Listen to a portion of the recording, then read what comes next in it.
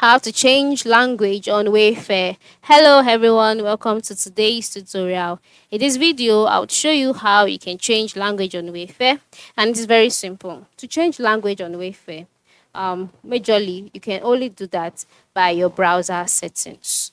So how do you change language on Wayfair?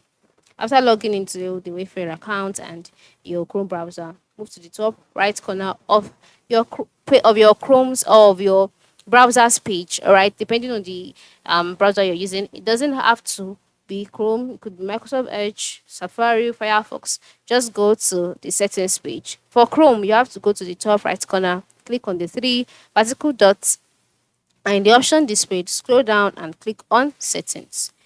Once you're brought to the settings page, you would see some options by the left side of the screen. That is in the sidebar. Scroll down and select languages.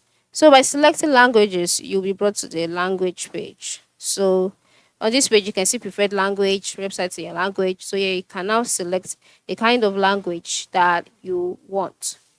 For me, I am using English at the moment.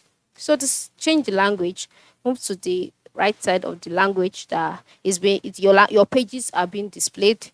Click on it, and then you'll see options like display Google Chrome in this language, remove down, remove. So you can decide to remove this language if you want to before you add the new one. Or you could just directly go to add languages, then select the language that you would like to display your account in. That is your Wayfair account in.